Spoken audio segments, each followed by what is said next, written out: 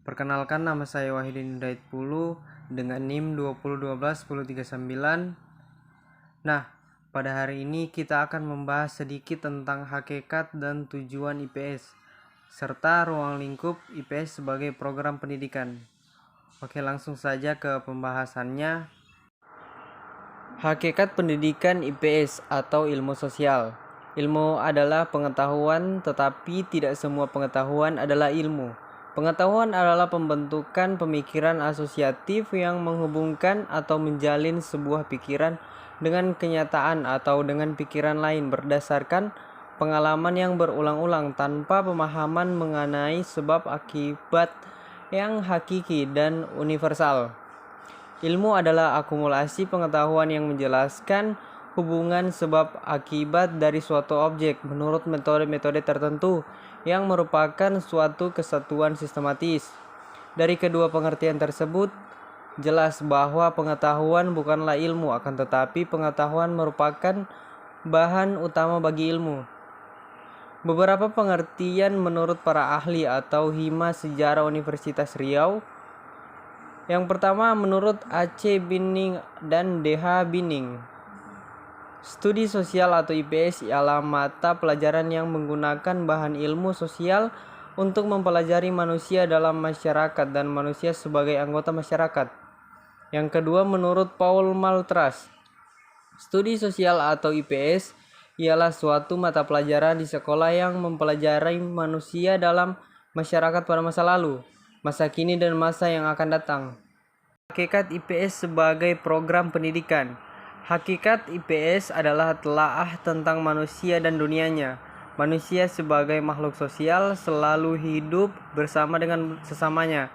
Dengan kemajuan teknologi pula, sekarang ini orang dapat berkomunikasi dengan cepat dimanapun mereka berada melalui handphone dan internet.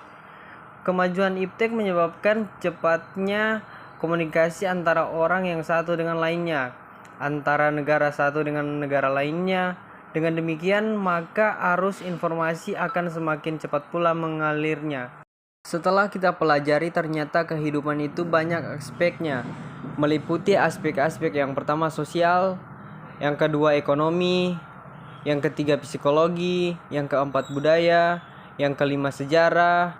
Adapun konsep IPS atau ilmu sosial yakni interaksi saling ketergantungan, kesinambungan dan perubahan, keragaman, kesamaan atau perbedaan, konflik dan konsensus, pola, tempat, kekuasaan, nilai, kepercayaan, keadilan dan pemerataan, kelangkaan, kekhususan, budaya dan nasionalisme. Tujuan IPS dalam pendidikan. IPS adalah studi sosial untuk sekolah-sekolah di Indonesia yang bertujuan untuk ikut melaksanakan tujuan pendidikan nasional, yaitu usaha untuk membimbing para warga negara menjadi warga negara yang berpribadi, berkesadaran dan akan ketuhanan.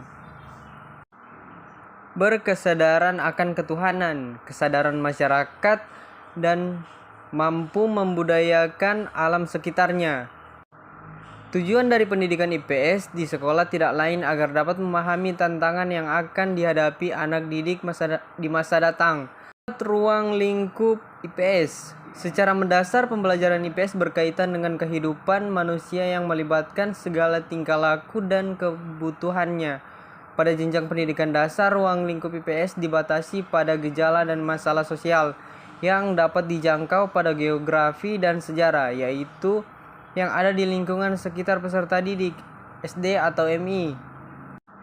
Pada jenjang pendidikan menengah dan tinggi, ruang lingkup kajiannya diperluas, bobot keluasan materi dan kajian semakin dipertajam dengan berbagai pendekatan.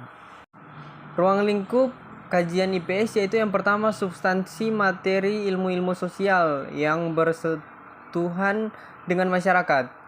Yang kedua, gejala masalah dan peristiwa sosial tentang kehidupan masyarakat.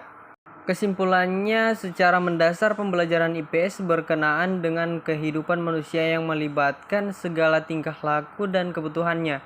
IPS berkenaan dengan cara manusia memenuhi kebutuhannya, baik kebutuhan untuk memenuhi materi, budaya, dan kejiwaannya, memanfaatkan sumber daya yang ada di permukaan bumi, mengatur kesejahteraan dan pemerintahannya maupun kebutuhan lainnya dalam rangka mempertahankan kehidupan masyarakat manusia.